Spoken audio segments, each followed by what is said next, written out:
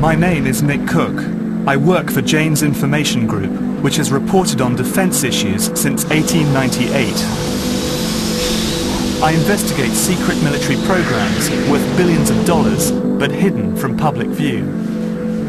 I dig out evidence of classified technologies developed by the defense industry and concealed behind a network of false trails.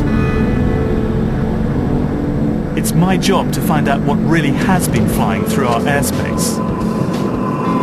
So from time to time, I examine sighting evidence of unidentified flying objects. Do these sightings offer evidence of top-secret military and defense technology, or do they hold clues to something more mysterious? My plan is to trace the UFO story decade by decade, from early sightings during the Second World War to the mass reports of alien abduction that swept America in the 80s and 90s. This world is normally off limits for a journalist. But I want to discover for myself what is real and what is not.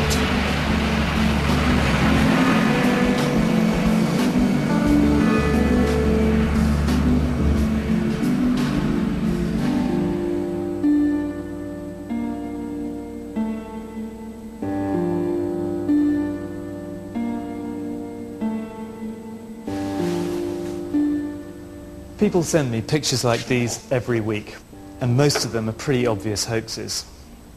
But very occasionally, something genuinely intriguing arrives. Like this one, for example, a picture taken by a Canadian Air Force pilot on a military exercise. And what it shows is indeed quite startling. I've seen many pictures like this, all of them taken by aircrew, people who are trained to record data. UFOs are a taboo subject in the military, and very much for an aerospace journalist like me. Pilots who report them risk being grounded, or perhaps even referred to a psychiatrist for an assessment. So these pictures tend to arrive on my desk anonymously, and for good reason. But these pictures resonate with me because the matter of who you share airspace with when you're traveling at twice the speed of sound really is a matter of life and death. I've spent 20 years writing about leading-edge aerospace technology. I've probably interviewed thousands of pilots in that time. A handful of them are reporting UFO incidents that are genuinely mysterious. I want to know what it is, though, these men are really seeing.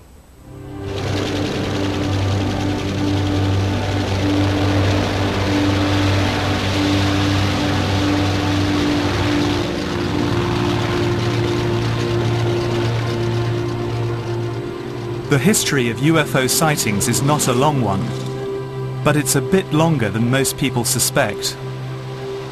To start to make sense of UFOs, you must go back to the 1940s, to the Second World War and these men, and what some of them saw in the night skies over Europe. Allied aircrews described being tracked by glowing balls of light which they called Foo Fighters, after an American comic strip.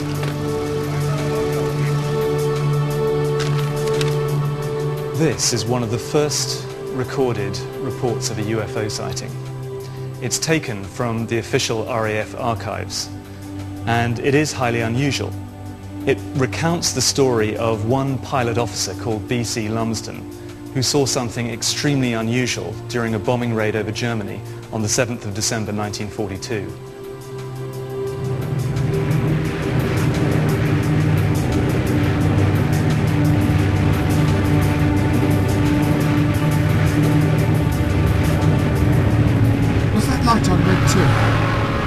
We were cruising at 7,000 feet when we discovered we had company, an orange-coloured light off the port wing. At first I thought it was tracer flak, but discounted this when I saw how slowly and controlled it was moving. What the hell is it? It seemed to be playing with Red 2, diving around the fuselage. Suddenly it turned starboard and headed straight for us. I found it hard to make other members of the squadron believe me, but the following night, one of the squadron flight commanders had a similar experience, with a green light. gone, it's gone!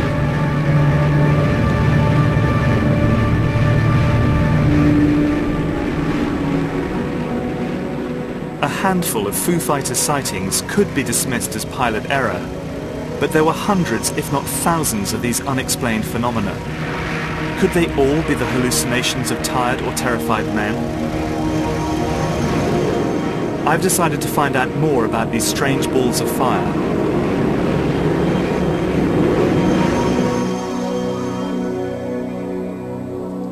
Military historians Dave Clark and Andy Roberts are leading experts on UFO sightings during the Second World War. People were seeing tiny balls of light, not much bigger than a beach ball, say, to full-blown flying saucers in the style that we would appreciate today.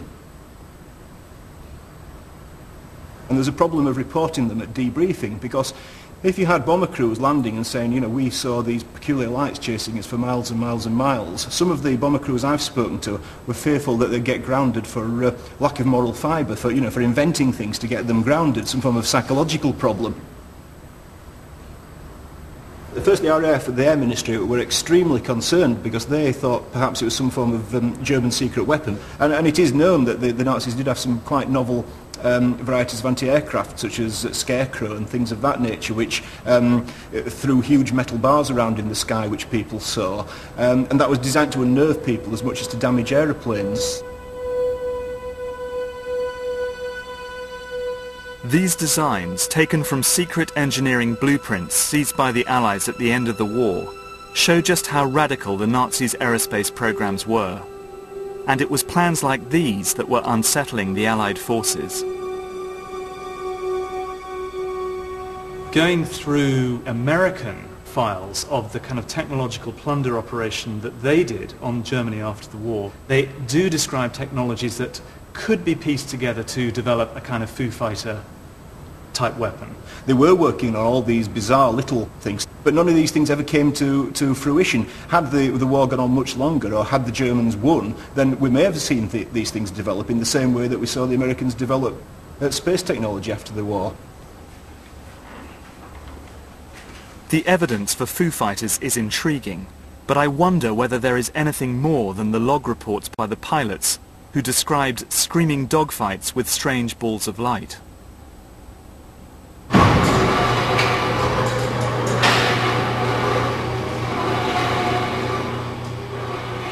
I've come to California to meet physicist and technology historian John Dering.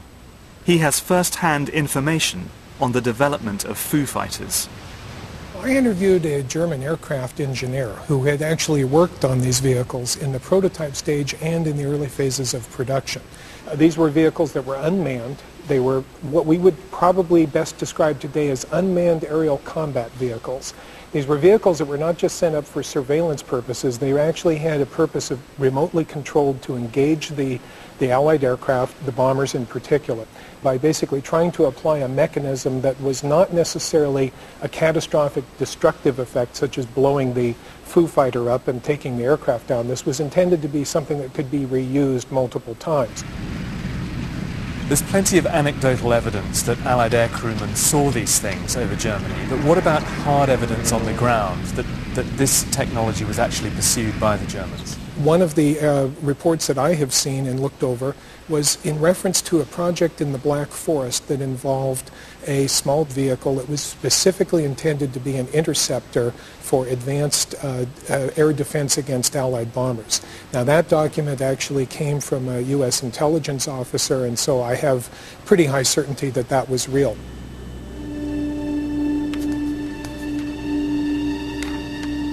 I want to follow up on John Dering's research. His work indicates there was secret technology being developed in Nazi-occupied Central Europe, which might account for some of the UFO sightings.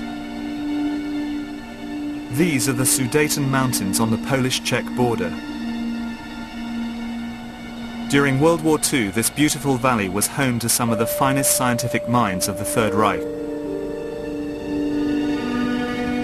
It was here that the Nazis built one of their underground research facilities, the Wenceslas mine.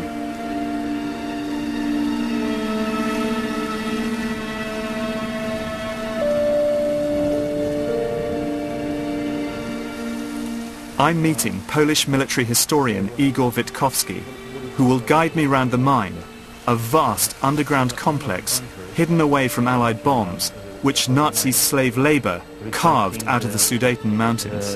Example of a surface infrastructure being kind of